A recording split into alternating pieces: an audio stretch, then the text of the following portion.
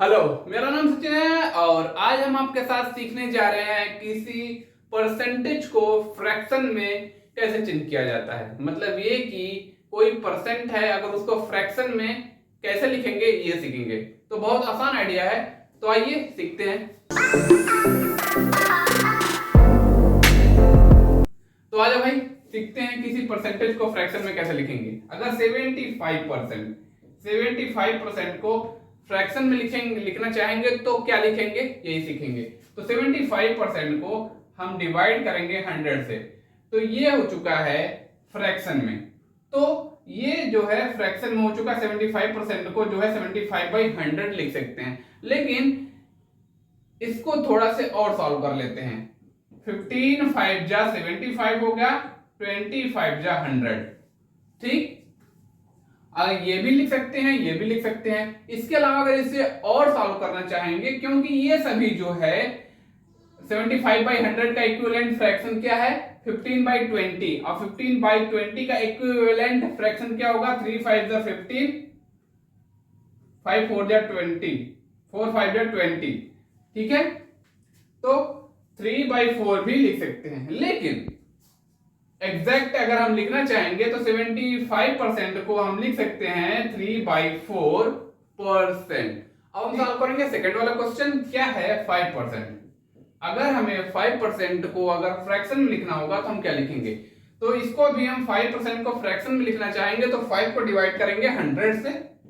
ठीक है, बस ये फ्रैक्शन में लिखा जा चुका है। लेकिन अगर इसको थोड़ा से और जो है सॉल्व करना चाहेंगे तो क्या आएगा, 5 1 जा 5 हो जाएगा, 5 1 जा 5 हो जाएगा, और 25 जा 100।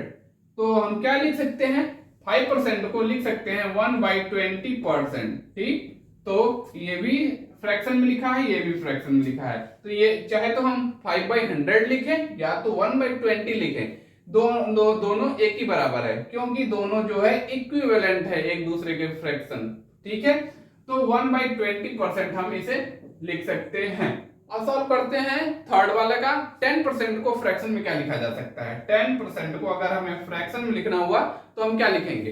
ठीक है, इसको अभी हम 10 को डिवाइड करेंगे 100 से, 10 को 100 से डिवाइड करेंगे तो ये भी लिख सकते हैं, या तो इसको सॉल्व करेंगे तो 1/10 लिख सकते हैं। ठीक, तो हम 10% को फ्रैक्शन में क्या लिख सकते हैं, 1/10%। तो 10% को फ्रैक्शन में क्या लिख सकते हैं, 1/10%। अब हम सॉल्व करेंगे क्वेश्चन नंबर 4 को। तो यहाँ क्या लिखा है, 15%। अगर 15% को अगर फ्रैक्शन में लिखना चाहेंगे तो इसको भी हम डिवाइड करेंगे, 15 को डिवाइड करेंगे 100 से, 100 से डिवाइड करेंगे तो ये फ्रैक्शन में लिखा जा चुका है। लेकिन अगर इसको और हम सॉल्व करेंगे तो क्या हो जाएगा, 3 5 जा 15, 20 5 100, 25 जा 100, 3 5 जा 15, 5 से ये भी जाएगा, 5 से ये भी जाएगा, तो 20 आएगा।